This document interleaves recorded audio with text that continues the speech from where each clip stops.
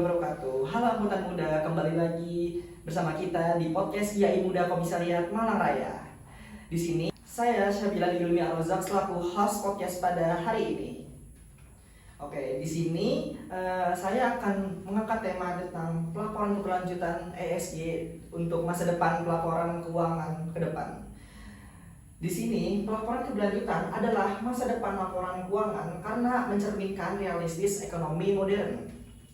Perusahaan tidak dapat lagi mengabaikan resiko dan peluang yang muncul dari dimensi lingkungan dan sosial. Dengan adanya standarisasi global atau ISSB, tujuan investor dan pengakuan faktor ESG adalah faktor penentu nilai material jangka panjang.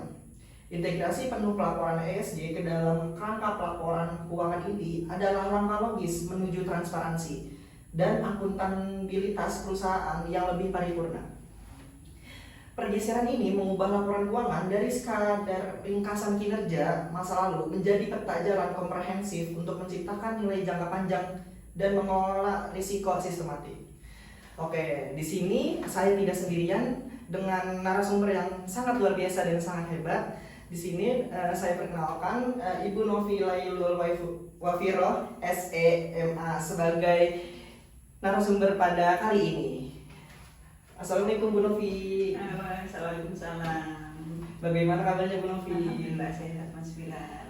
Kesibukan kali ini gimana apa Ibu? Minggu ini kesibukannya UAS ya. Kebetulan sekarang pekan UAS. Jadi lagi sibuk UAS sama pekerjaan administratif yang lain. Oke, baik Ibu. Pada kali ini kita akan membahas tema pelaporan kelanjutan ESG Bu. Bagaimana persiapannya Bu? Persiapan apa ini? Persiapan zaman sih sebenarnya. Bagaimana Ibu? Apakah sudah siap? Insya Allah. Ya, kita nanti akan diskusi dari kacamata akademisi dan sepanjang pengetahuan saya mengenai ESG ya atau Environmental, Social, and Governance. Oke, baik Ibu. Di sini saya ingin membuka pertanyaan singkat terlebih dahulu Ibu. Menurut pandangan Ibu secara singkat, ESG atau Environmental Social Governance itu mengapa konsep ini semakin penting dalam dunia bisnis saat ini Ibu? Iya, oke. Kita tahu bahwasanya sekarang ini di era bisnis yang modern ada juga teknologi ya. Masyarakat pada umumnya sudah mulai paham betul bagaimana pentingnya lingkungan dan juga sosial kayak gitu. Jadi kalau dulu perusahaan ini hanya berfokus pada bagaimana bisa menciptakan profit yang tinggi, bagaimana perusahaan ini mampu menciptakan return untuk investor gitu ya. Bagaimana kelihatan laporan keuangannya ini bagus. Jadi yang dilihat ini hanya dari sisi finansial saja. Namun demikian, berjalannya waktu ya, kita tahu bahwasanya yang paling penting dari sebuah proses perusahaan, proses bisnis itu adalah keberlanjutan. Ya gitu. Nah, keberlanjutan ini bagaimana bisa berlanjut? Maka muncul nih konsep ESG atau Environmental, Social, and Governance ya. Ada 3 konsep utama juga yang di samping keuangan tadi. Ada environmental atau lingkungan, kemudian ada sosial ya, berkaitan dengan sosial, dan yang terakhir adalah berkaitan dengan governance atau tata kelola perusahaan. Oke, Ibu. Nah, terus bagaimana awalnya dunia akuntansi memulai mengadopsi pelaporan keberlanjutan sebagai bagian dari laporan keuangan Ibu? Ya, kalau dulu kita sudah biasa mengenal istilah ISR. ISR. Ya, apa itu ISR yang internasional? CSR atau Corporate Social Responsibility. Corporate Responsibility atau tanggung jawab sosial perusahaan. Tanggung itu jawab. dulu. Jadi kalau dulu perusahaan itu diperbolehkan. Jadi sifatnya itu hanya apa istilahnya? Ya, sukarela. Sukarela. Jadi kalau dulu kita tahu bahwasanya ada istilah CSR atau Corporate Social Responsibility. Bagi perusahaan, untuk CSR sendiri ini merupakan sifat laporannya itu adalah laporan sukarela, tidak wajib kayak gitu. Lah kemudian dengan adanya aturan yang terbaru, regulasi terbaru, salah satunya adalah regulasi yang dikeluarkan oleh OJK. kalau nggak salah nomor 51 tahun 2017. Di sini OJK sudah mewajibkan bagi seluruh perusahaan, ya, perusahaan di sektor keuangan dan juga emiten untuk menyusun laporan keberlanjutan berupa ESG. Ini sudah sifatnya wajib, tidak lagi sukarela. Ya, kemudian juga selain itu BEI, ya, ini juga sudah mulai mewajibkan bagi seluruh perusahaan, ya, yang tergabung di BEI itu juga untuk melaporkan laporan ESG-nya. Jadi intinya sudah tidak lagi sukarela, tapi ini merupakan ketentuan, sudah wajib. Seperti itu. Baik. Berarti dari OJK sendiri sama BI-nya itu berarti udah sangkut pautnya ya? Udah. Iya, mereka sudah mewajibkan bagi seluruh instansi ya, yang berkaitan yang diawasi oleh OJK, ya, perusahaan-perusahaan di bawah OJK itu untuk melaporkan, membuat dan menyusun laporan ESG itu tadi, laporan keberlanjutannya. Oke. Ini menurut Ibu, mengapa perusahaan di Indonesia ini harus mulai serius menerapkan pelaporan ESG, Ibu? Satu, ya, laporan ESG ini karena merupakan suatu tuntutan, ya, tuntutan regulasi. Jadi mau nggak mau kan perusahaan harus membuat nih. Betul. Nah, kemudian IAI juga sudah sebagai lembaga yang mengelola akuntansi, ya, di Indonesia. Ini juga sudah mulai mengadopsi berkaitan dengan pelaporan ESG, kayak gitu, bisa mengacu pada GRI, ya, atau ISSB, ya, itu untuk pedomannya. Dan kemudian Think Initiative. Inisiatif. Global Reporting Initiative. Itu adalah pedoman yang digunakan oleh perusahaan untuk menyusun laporan ESG. Namun demikian, ya, Mas Bilal, perusahaan ini tidak hanya seharusnya tuntutannya itu tidak hanya membuat laporan, tapi juga mengimplementasikan ESG ini. Ya, diimplementasikan. Kenapa? Masyarakat, baik itu investor, kemudian juga pemerintah, ini semua sudah berbondong-bondong, kita sudah harus mulai peka, ya, terhadap isu lingkungan. Bagaimana pemerintah ini sudah menerapkan menuntut adanya green economy, ya. Kemudian di keuangan juga ada green finance, ya. Nah, itu berkaitan dengan isu-isu lingkungan dan juga sosial. Satu. Kemudian selain itu juga, Mas Bilal, perusahaan saat ini, ya, kita tahu perusahaan saat ini tidak hanya harus berfokus pada bagaimana mencetak laba tadi, ya, tapi bagaimana perusahaan itu juga mampu mengelola limbah yang ditimbulkan. Ya, jadi ESG tadi kan ada 3 elemen, ya, ada lingkungan, sosial, sama governance. Yang pertama kita bahas dulu dari sisi lingkungannya. Ya, lingkungan di sini perusahaan dituntut bagaimana mampu menggunakan energi terbarukan, ya, sehingga menekan pemborosan energi, ya.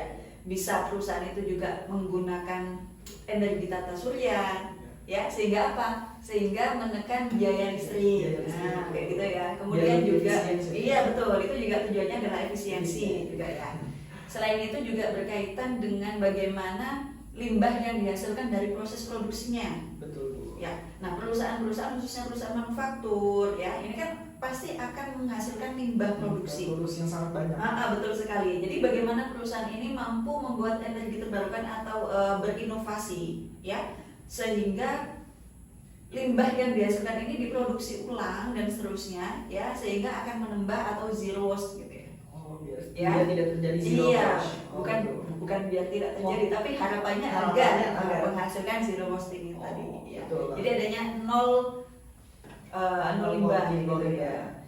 Itu ditekenin juga di perusahaan manufaktur emang harus menerapkan prinsip.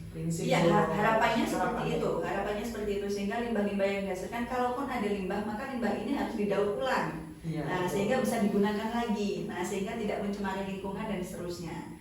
Selain itu juga berkaitan dengan lingkungan. Bagaimana perusahaan ini, kita tahu, ya, kalau manufaktur ini juga akan menghasilkan karbon yang tinggi. Betul, Bu. Ya, karbon yang tinggi, dari uap dan lain-lain. Nah, maka di sini perusahaan harus membuat energi yang terbarukan sehingga mampu menekan emisi karbon. Nah, ini kan akan menekan polusi udara dan seterusnya, begitu ya. Nah, itu kalau dari sisi lingkungan. Kemudian kalau dari sisi sosial bagaimana? Kalau kita ngomongin dari sisi sosial, ini kaitannya ada banyak. Satu dengan karyawan. Yang pertama karyawan. Yang pertama berkaitan dengan karyawan. Yang kedua berkaitan dengan ada supplier. Kemudian berkaitan dengan masyarakat. Berkaitan dengan investor, ya, dan juga berkaitan dengan pemerintah. Ini sosial. Satu. Kalau kita ngomongin masalah sosial ya Mas Bilal ya. Dari sisi karyawan. Ya, bagaimana perusahaan ini mampu memberikan fasilitas yang memadai bagi karyawan-karyawan yang dimiliki. Kita tahu bahwasanya perusahaan ini kan memiliki karyawan dengan latar belakang yang berbeda-beda, ya kan? Nah, contoh bagi karyawan Muslim ada kewajiban untuk sholat 5 waktu. Maka apakah perusahaan sudah menyediakan kebutuhan itu di dalam perusahaan? Nah, ya, ini disiapkan tempat ibadah dan seterusnya. Kemudian juga berkaitan dengan cuti hamil. Nah, ya, cuti hamil dan melahirkan, ya. Kalau dulu mungkin agak susah nih mungkin ya, atau mungkin waktu yang diberikan untuk cuti hanya sebentar. Kayak dibatasi, kayak iya, betul. Ada betul kan biasanya kan 2 bulan, 1 bulan, 2 bulan dan seterusnya kayak gitu ya. Nah, sekarang bagaimana perusahaan ini lebih perhatian lagi nih kepada karyawan yang memang kondisinya melahirkan, ya, maka dikasih waktu, ya, waktu istirahat lebih panjang 3 bulan sampai dengan 4 bulan. Bisa juga dari yang karyawan cuti hamil itu bisa jadi bekerja di rumah WFH. Iya bisa, karena sekarang kan teknologi yang semakin canggih ya. Jadi meskipun mereka sedang cuti, tapi mereka juga bisa bekerja dari rumah. Tapi kalau cuti itu hak cuti karyawan juga diberikan. Nah, mereka tetap mendapatkan gaji, kayak gitu. Kemudian selain itu ada juga perusahaan. Ini kalau karyawannya perempuan. Nah, kalau laki-laki bagaimana? Nah, laki-laki yang punya istri, laki-laki yang punya istri untuk melahirkan, yang mau melahirkan, maka diberi juga hak untuk cuti, ya. Tujuannya apa? Karena kita tahu bahwasanya perempuan yang ingin melahirkan ini kan butuh sosok pendamping, suami di sampingnya, maka diberikan nih waktu istirahat cuti 1 minggu dan seterusnya. Ini adalah salah satu bentuk bagaimana perusahaan ini memberikan kesejahteraan kepada karyawan. Selain itu juga adanya K3 keselamatan kerja. Nah, itu juga diimplementasikan betul-betul untuk menekan apa? Agar tidak ada kecelakaan kerja. Iya, betul. Juga ada berkaitan dengan pemberian atau pelatihan. Nah, ini karyawan-karyawan yang dimiliki diikutkan pelatihan, sekolah lagi dan seterusnya untuk apa? Untuk meningkatkan kemampuan sehingga nanti bisa meningkatkan jenjang karir yang dimiliki oleh karyawan. Kalau untuk sudut pandang dari supplier-nya itu yang sosial, itu bagaimana Ibu? Tadi kan yang pertama kan karyawan, ya, terus yang selanjutnya tuh dari sudut pandang ada masyarakat, masyarakat lain, konsumen, dan yang suppliernya itu. Supplier ya, oke. Kalau kita ngomongin dari konsumen dulu ya, konsumen saat ini akan lebih memilih. Apakah produk yang dibeli ini merupakan produk dari perusahaan yang mereka benar-benar concern dengan isu lingkungan atau tidak? Apakah produk yang mereka beli ini merupakan produk yang dimiliki oleh perusahaan yang sama sekali tidak memiliki tanggung jawab sosial? Ataukah produk ini merupakan produk yang dikeluarkan oleh perusahaan yang mereka benar-benar concern terhadap isu lingkungan? Nah, mereka akan lebih memilih, ya. Konsumen akan cenderung memilih produk yang dikeluarkan oleh perusahaan yang memiliki concern terhadap lingkungan yang tinggi. Ya. Baru-baru ini kita tahu berkaitan dengan apa? Adanya banjir bandang, ya, yang menyebabkan kerusakan lingkungan dan juga kerugian material yang menimbulkan korban jiwa dan lain-lain. Nah, ya. Ini kan berkaitan dengan isu lingkungan dan sosial. Maka konsumen ini akan melihat latar belakang perusahaannya, bagaimana mereka mengelola isu lingkungannya, sosialnya, nah kayak gitu, ya. Nah, tujuannya apa? Kalau perusahaan mau implementasikan ya ISG ini dengan betul-betul isu lingkungan mereka perhatikan, sosial dan governance yang mereka perhatikan, maka di sini nantinya akan menarik konsumen, investor dan lain-lain untuk berbondong-bondong membelanjakan, berbelanja dan menggunakan produk mereka, berbondong-bondong untuk berinvestasi pada perusahaan mereka dan seterusnya. Itu kan harapan jangka panjangnya. Oke. Seperti itu. Baik Ibu. Nah, menurut Ibu juga nih resiko yang dihadapi perusahaan jika mengabaikan aspek keberlanjutan dalam operasional dan pelaporannya. Kayak jadi perusahaan itu kayak dari menurut pandang Ibu apa yang dihadapi perusahaan jika mengabaikan aspek keberlanjutan, contohnya dalam operasional dan pelaporannya. Satu, tadi saya bilang bahwasanya perusahaan saat ini tidak hanya dituntut untuk menghasilkan atau ya untuk menghasilkan laba yang tinggi, gitu ya. Itu dari aspek keuangan, tapi juga bagaimana perusahaan itu mampu berkinerja dari aspek lingkungan, sosial dan governance-nya. Itu kan ya. Nah, di sini kalau perusahaan ini betul-betul fokus terhadap implementasi ESG dalam kegiatan operasionalnya, maka bisa dipastikan perusahaan ini memiliki going concern yang lebih tinggi dibandingkan dengan perusahaan yang tidak melakukan itu.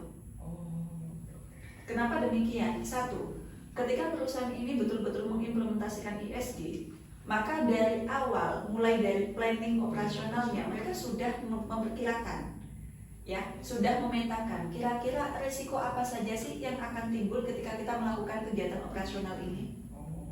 Ya, risikonya apa saja? Dan kemudian dari risiko yang sudah ada ini, maka mereka akan memitigasi. Apa yang harus dilakukan agar risiko ini tidak sampai terjadi, atau mungkin ya nggak apa-apa terjadi tapi terjadinya sangat kecil. Nah, sehingga kerugian yang dialami juga akan kecil, kayak gitu, ya. Nah, itu yang paling mendasar. Nah, kemudian kalau seandainya perusahaan ini kan karena sudah ada risiko-risiko yang sudah di planning di awal, ya, sudah diperkirakan sehingga mitigasinya juga sudah ada, maka ya ini nanti ke depannya tidak akan ada masalah kerugian yang tinggi yang disebabkan oleh risiko yang terjadi. Kayak gitu. Ya, kita tahu risiko itu tidak hanya kerugian, tapi juga berkaitan dengan risiko hukum. Ya, kemudian bagaimana bencana yang bagaimana kerusakan lingkungan di sekitar tempat perusahaan itu berada, bagaimana perusahaan itu tidak diterima oleh masyarakat sekitar atau masyarakat adat. Kenapa? Karena melakukan kerusakan lingkungan. Nah, ini kan akan terhindari. Kenapa? Karena sudah dari awal itu sudah dipetakan apa saja risiko yang mungkin terjadi kalau perusahaan mendirikan kegiatan operasional di suatu tempat, ya, apakah akan merusak lingkungan, limbah apa yang akan dihasilkan, kemudian bagaimana respon masyarakat yang ada di sekitar dan lain-lain, kayak gitu. Itu kalau perusahaan mengimplementasikan, sehingga harapannya tidak ada nih, gitu ya, kerugian kedepannya yang akan menghentikan kegiatan operasional perusahaan, sehingga perusahaan tidak bisa berlanjut. Beda dengan perusahaan yang tidak concern terhadap ESG. Apa? Mereka sama sekali tidak memikirkan kira-kira dampak apa yang akan terjadi ke depannya, kayak gitu. Ya. Kalaupun mereka paham dampak apa yang akan terjadi, tapi mereka belum memitigasi secara maksimal. Sehingga satu, kalau seandainya sampai terjadi kerusakan lingkungan yang sangat tinggi, ya, menyebabkan sampai dengan menyebabkan kematian, bencana alam dan lain-lain, ini kan nanti perusahaan otomatis akan berhadapan dengan hukum, ya kan? Berhadapan dengan hukum iya, berhadapan dengan masyarakat yang di sekitar sana juga iya, ya. Lah artinya apa? Di sini terancam nih perusahaan. Apakah dia akan tetap berjalan atau enggak? Nah, kan akan secara otomatis perusahaan ini bisa dipastikan, nah ini masalahnya akan sangat timbul dan kerugian yang diakibatkan dengan tidak mengimplementasikan ESG-nya akan sangat besar. Kayak gitu, makanya kenapa perusahaan yang mengimplementasikan ESG dan melakukan pelaporan ini dipandang memiliki going concern yang lebih tinggi dibandingkan dengan perusahaan yang tidak. Oke. Nah, menurut pandangan Bu Novi nih, bagaimana ESG itu mengubah cara perusahaan menyusun dan mengajikan laporan keuangan, Ibu? Oke. Yang berkaitan dengan ESG, kalau dulu dulu tadi saya bilang bahwasanya perusahaan ini kan CSR, kan sudah kenal dengan nama ya CSR. Laporan CSR ini kan dulu masih disatukan dengan laporan keuangan, ada juga yang tidak nih. Ya, tapi kita biasanya annual report, tahu ya, annual reportnya laporan tahunan itu biasanya di dalamnya situ juga sudah termasuk laporan CSR juga ada. Karena itu dimulainya itu laporan ESG itu dijadiin satu sama laporan keuangan itu mulai kapan? Itu udah lama, jadi CSR kan, bentuknya CSR. Karena CSR ini dianggap belum mampu mengakomodir ya lingkungan sosial dan tata kelola, maka kemudian muncul itu tadi ESG. Kayak gitu. Nah, kalau dulu CSR ini kan sifatnya sukarela. Ya, kalau perusahaan mau melaporkannya silakan, enggak juga nggak apa-apa, gitu kan. Yeah. Maka laporan keuangan yang dibuat oleh perusahaan tahunan itu ya sukarela isinya. Ya, berkaitan dengan isu sosialnya itu sukarela, kayak gitu. Apa yang dilakukan ya itu dilaporkan dan seterusnya. Meskipun sama-sama acuan yang digunakan adalah GRI sebenarnya ya. Pun sama-sama ya, baik ISR maupun ISG, CSR maupun ISG itu acuannya menggunakan IRI, pedomannya adalah GRI atau Global Reporting Initiative. Namun karena sifat pelaporannya berbeda, yang satu sukarela, yang satu wajib, maka hasilnya juga akan berbeda. Sekarang perusahaan ini kan wajib melaporkan ESG, maka mereka punya dua laporan kinerja, satu laporan keuangan, yang satunya laporan keberlanjutan. Yang isinya adalah ESG itu tadi. Jadi yang awalnya mereka hanya berfokus bagaimana cara menyajikan laporan keuangan ya dalam sisi finance-nya, keuangannya. Lah sekarang sudah beralih nih, tidak hanya ini nih yang harus dicek, tapi juga laporan kinerja berkaitan dengan isu lingkungan, sosial, dan tata kelolanya. Bagaimana perusahaan ini dianggap transparan, responsibility-nya tinggi, dan seterusnya. Kayak gitu. Jadi laporannya sudah bergeser dari yang sukarela ke wajib. Nah, selanjutnya Ibu, istilah GRI ini kan Global Reporting Initiative atau standar internasional menyusun laporan keberlanjutan.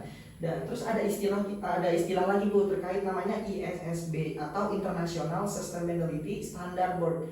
Nah, menurut Ibu, besar pengaruh standar internasional seperti GRI atau ISB itu terhadap praktik pelaporan di Indonesia itu bagaimana Ibu? Satu, karena perusahaan ini bisa memilih mereka mau mengacu laporan yang mana, mau mengacu pedoman yang mana, apakah GRI atau ISB, kayak gitu ya. Jadi sama-sama. Tapi kalau misalnya kayak dua pelaporan itu langsung dipilih nggak boleh apa satu aja? Salah satu bisa. Kita mau ngacunya ke yang mana? Kayak gitu. Kita contohnya kayak misalnya perusahaan GRI itu perusahaan yang mengambil GRI itu contoh perusahaan kayak gimana Bu? Berarti itu beda ya? Bukan beda. Iya, bedanya satu. Kalau ISB itu digunakan untuk investor, ya. Sedangkan untuk GRI itu lebih ke untuk masyarakat luas. Baik Ibu, pertama tadi yang pertanyaan selanjutnya yakni contoh dari perusahaan yang menerapkan GRI dan ISSB itu seperti apa Bu? Oke, jadi Mas Bilal, satu perusahaan itu kapan sih akan memilih GRI atau ISB? Yang perlu diketahui adalah perusahaan ketika menggunakan pedoman GRI itu tujuannya berbeda dengan yang menggunakan pedoman ISSB. Ya, kalau perusahaan itu menggunakan pedoman GRI, maka tujuan laporan yang digunakan itu ya, laporan yang dibuat itu tujuannya adalah untuk melaporkan tanggung jawab sosial yang dilakukan oleh perusahaan kepada publik, baik itu LSM, ya, kemudian ada masyarakat adat, lingkungan dan lain-lain. Itu tujuannya ke sana. Nah, kalau yang ISSB itu tujuannya adalah bagaimana melaporkan. Oke, baik Ibu. Di sini kapan menerapkan GRI atau ISSB itu Bu? Oke, penerapannya kapan perusahaan memilih menggunakan pedoman GRI dan kapan perusahaan memilih menggunakan pedoman ISSB? Itu tergantung dari tujuan laporan itu digunakan kepada siapa, mau ditujukan kepada siapa. Ya, perusahaan menggunakan pedoman GRI kalau laporan pertanggungjawaban sosial itu disusun ya dan kemudian ditujukan kepada publik. bisa itu masyarakat adat, ya, bisa itu lingkungan dan lain-lain gitu. Masyarakat adat, masyarakat publik dan lain-lain kayak gitu ya. Nah, sedangkan perusahaan menggunakan pedoman ISSB itu ditujukan kepada investor. Kenapa demikian? Satu, di dalam ISSB itu laporan ISG itu dikaitkan juga dengan dampaknya terhadap nilai perusahaan. Jadi ada sisi keuangan yang dibahas kayak gitu. Nah, kemudian saat ini kebanyakan perusahaan, mayoritas perusahaan itu sudah menggabungkan antara GRI dengan ISSB. Jadi kenapa demikian? Agar laporan yang dihasilkan ini lebih kompleks dan bisa digunakan bagi siapapun seperti itu. Oke, baik. Jadi contohnya perusahaan apa saja sih yang sudah menerapkan atau menggunakan pedoman GRI dan ISSB? Ada banyak sekali perusahaan yang sudah menerapkan ya menggunakan pedoman itu, diantaranya ada PT Antam ya, Antam, kemudian ada dari bank, sisi bank itu juga ada dari perusahaan sektor keuangan, ada Bank BRI gitu ya, dan lain-lain. Ada banyak sekali yang sudah menerapkannya. Itu contoh perusahaan yang menerapkan GRI dan ISSB. Oh, baik Ibu. Nah, terus menurut Ibu, pelaporan keuangan di masa depan akan sepenuhnya menyatu antara laporan finansial dan keberlanjutan? Iya, betul. Ya, di masa depan, khususnya saat ini kan masih dalam proses peralihan ya, bahwasanya perusahaan itu wajib membuat dan kemudian melaporkan laporan ISG. Nah, akan tetapi karena ini sifatnya baru masa transisi, artinya masih ada nih beberapa perusahaan yang belum membuat laporan ISG kayak gitu.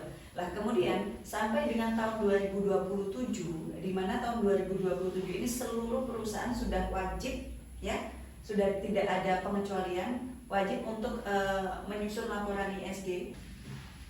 Karena nanti tahun 2027 sudah wajib semua, maka tadi saya bilang bahwasanya perusahaan kan sudah mengadopsi dua pedoman sekaligus, yaitu pedoman GRI dan juga ISSB. Nah, adanya dua pedoman yang digunakan ini, nanti laporan keuangan yang dihasilkan itu juga akan mengacu pada dua hal utama ini, yaitu berkaitan dengan finansial dan juga berkaitan dengan ISG atau lingkungan kayak gitu. Jadi bagaimana perusahaan ini menunjukkan tanggung jawab berkaitan dengan keuangannya ya, juga bagaimana perusahaan ini menunjukkan laporan tanggung jawabnya terhadap lingkungan dan sosialnya, ada laporannya ISG, laporan keberlanjutannya. Lalu bagaimana perusahaan ini mampu melaporkan dengan implementasi ISG ini, bagaimana mampu meningkatkan nilai perusahaannya, itu ada laporannya yang digunakan untuk investor tadi. Baik, menurut sudut pandang Bu Novi sebagai perspektif akademis, apa yang harus dipersiapkan mahasiswa akuntansi atau praktisi muda untuk menghadapi tren pelaporan keberlanjutan Ibu? Oke, baik, terima kasih. Nah, karena saat ini sudah masuk laporan ISG ya, maka di sini bagi kampus-kampus khususnya yang ada di prodi akuntansi itu sudah mulai memasukkan materi berkaitan dengan ISG ke dalam mata kuliah yang ada. Kayak gitu. Jadi materi berkaitan dengan ISG diantaranya apa itu ISG ya, kemudian fungsinya itu untuk apa, siapa saja yang menggunakan laporan itu, tujuannya untuk apa, sampai bagaimana laporan ISG, sampai dengan bagaimana laporan ISG itu menggunakan pedoman apa. Nah ini yang akan dipelajari oleh mahasiswa akuntansi. Untuk apa? Untuk menyiapkan diri nanti pada saat mereka terjun ke dalam lapangan, mereka sudah paham tentang ISG ini dan bagaimana mereka nanti mampu menyusun juga laporan ISG selain laporan keberlanjutan, selain dari laporan keuangan. Menurut Ibu, pelaporan ISG ini itu dapat meningkatkan reputasi perusahaan atau kepercayaan publik nggak Bu? Iya, betul sekali. Ya, tadi saya bilang di awal bahwasanya sekarang ini investor, masyarakat, publik itu tidak hanya berfokus pada kemampuan perusahaan untuk menghasilkan laba, ya, tapi juga bagaimana perusahaan itu mampu berkinerja berkaitan dengan lingkungan sosial dan tata kelolanya. Tadi saya bilang bahwasanya perusahaan yang mampu mengimplementasikan ISG dengan baik, mereka akan cenderung memiliki going concern yang lebih panjang. Kayak gitu ya, mereka akan berkelanjutan kayak gitu. Bisnis ini kan kita nggak mau bisnis itu kita bangun bisnis setelah setahun 2 tahun kolab, nggak berjalan kan, nggak mau ya kan. Harapannya kita membangun bisnis ini kan untuk jangka panjang. Nah bagi perusahaan yang mau mengimplementasikan ESG dengan baik dalam proses operasional bisnisnya, maka ini ditengarai mampu memiliki going concern yang lebih panjang, kayak gitu ya. Nah, hal ini apa tadi? Selain itu, ya, bagi konsumen, ya, masyarakat, kemudian masyarakat adat lingkungan sekitar perusahaan itu berada, mereka akan cenderung lebih loyal kepada perusahaan-perusahaan yang mampu menerapkan ESG-nya. Artinya apa? Oh, perusahaan ini ternyata memperhatikan lingkungan, memperhatikan kesejahteraan karyawannya, memperhatikan kondisi lingkungan sekitarnya, memberikan tata kelola yang transparan, ya. Manajemennya dilakukan sesuai dengan regulasi yang ada, tidak melakukan penyelewengan dan lain-lain, ya. Nah, ini kan harapannya bagi masyarakat melihat perusahaan-perusahaan yang sudah melakukan implementasi ESG tadi, ya, mereka memiliki kepercayaan yang tinggi, ya. Satu, kalau konsumen maka mereka akan menggunakan produk yang dihasilkan, maka mereka akan menjadi apa? Konsumen yang loyal, pelanggan yang loyal. Nah, kalau dari sisi investor tadi, orang berinvestasi, ya, itu kan harapannya mereka membeli perusahaan yang memiliki umur yang panjang, ya, kan? Nah, kalau perusahaan itu, kalau investor itu yakin bahwasanya suatu perusahaan ini sudah menjalankan ESG dengan baik, membuat laporan keberlanjutan, maka mereka akan percaya untuk menginvestasikan dananya kepada perusahaan ini, sehingga hal ini akan meningkatkan nilai perusahaan, ya. Tingkat penjualan perusahaan meningkat dari adanya pelanggan-pelanggan yang loyal tadi, ya, dengan meningkatnya pendapatan, ya. Kemudian ada beban yang berkurang dari isu lingkungan tadi, kaitan dengan menggunakan penggunaan listrik yang semakin kecil, kemudian penggunaan bahan bakar fosil yang semakin rendah. Kenapa? Karena sudah diganti dengan energi terbarukan, ya. Kemudian adanya efisiensi penggunaan biaya listrik dan lain-lain. Ini kan nanti harapannya biayanya itu akan semakin rendah. Kalau pendapatan semakin tinggi, biaya semakin rendah, harapannya kan keuntungan perusahaan akan semakin tinggi, meningkat. Nah, selain itu juga nanti akan meningkatkan nilai perusahaan di mata investor. Nilai perusahaannya dilihat dari apa? Dari harga saham perusahaan yang semakin meningkat, kayak gitu. Kalau banyak perusahaan yang berbondong-bondong membeli saham perusahaan, nah ini merupakan sinyal yang positif nih. Artinya apa? Oh, perusahaan nilainya baik di mata masyarakat dan juga investor. Nilai saham juga meningkat, ya, Bu? Iya, betul. Nilai sahamnya meningkat. Nah, apakah UMKM juga perlu menerapkan ESG, Bu? UMKM? Iya. Saat ini bukan hanya perusahaan yang skala besar saja yang bisa menggunakan dan menerapkan implementasi ESG, tapi juga dari skala menengah dan ke bawah, contohnya ada UMKM, itu sudah mulai bisa menerapkan ESG. Kenapa demikian? Satu, kalau kita ngomongin UMKM, sebagian besar UMKM ini kan kegiatan operasionalnya produksi, kayak gitu ya. Nah, contoh kalau kita ngomongin UMKM produsen tahu, ya, produsen tahu, bagaimana mereka mengelola limbah yang dihasilkan dari produksi tahu, ya. Satu, air limbah tahu itu sangat bau, ya. Itu bagaimana mereka mampu mengelola air limbah itu agar tidak sampai mencemari lingkungan. Yang kedua, kemudian ada limbah tahu ampas, berupa ampas, ya. Lah, ampas ini gimana nih? Bagaimana perusahaan UMKM ini mampu mengelola ampas-ampas, ya, atau limbah ini menjadi limbah yang memiliki nilai jual, bisa digunakan kembali. Nah, ya, jadi sekarang ini tidak hanya perusahaan besar, tapi juga UMKM ini sudah mulai bisa menggunakan ESG. Selain itu, yang perlu diketahui adalah dengan adanya implementasi ESG yang baik dan kemudian disusun laporan keberlanjutan, ya, perusahaan dan juga UMKM akan mampu mendapatkan pembiayaan yang lebih besar. Peluang untuk mendapatkan pembiayaan lebih besar itu akan diperoleh bagi perusahaan yang mampu mengimplementasikan dan membuat laporan keberlanjutan.